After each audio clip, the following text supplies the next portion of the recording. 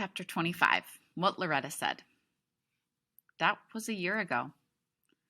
I hid in the down under for days and days and kept the door closed, which is why I missed the funeral and the fair Gwen going away. Graham told me about it afterwards, how she couldn't stand to live in the house with Kevin gone, and who could blame her? Grim threatened to unscrew my bedroom door, but he never did.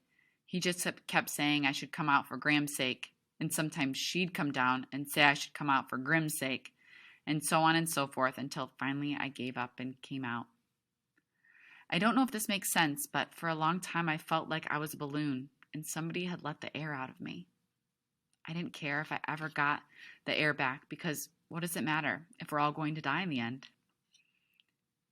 That's how down I was feeling and sorry for myself. Grim tried to tell me it isn't how long you've got that matters. It's what you do with the time you have. But that sounded so lame and puny next to freak dying that I just didn't want to hear it. This one day, just before school was supposed to start, I was moping around the backyard and thinking again about how pointless and stupid everything was. And Grim comes over and he says, "You know what? Most of us go all the way through life and we never have a friend like Kevin. So maybe you should count yourself lucky." "Yeah, right," I say. "Suit yourself," he says, "but let's get one thing straight. You're going back to school if I have to hitch a rope to the bumper and drag you there. Is that clear?" So I went, and I hated every minute of it, and I especially hated how people kept feeling sorry for me, as if it was me who died. Finally, one time even Tony D came up to me and said it was a shame what happened, and I could see that he really meant it. And I just blew up and told him if he ever felt sorry for me again, I'd put him head first in the mill pond and pound him down into the mud like a fence post. So we're enemies again, which is just the way I like it.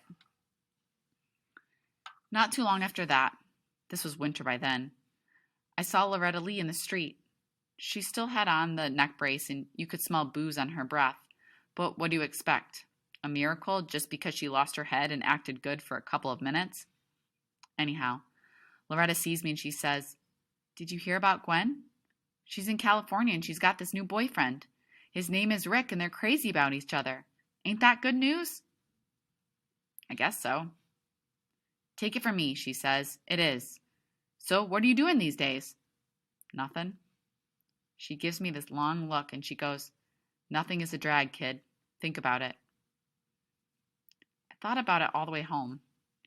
That night, I pulled the pyramid box from under the bed and got the empty book out of the pyramid. And I'm thinking, who are you kidding, Maxwell Cain? You haven't got a brain. That's the truth. The whole truth.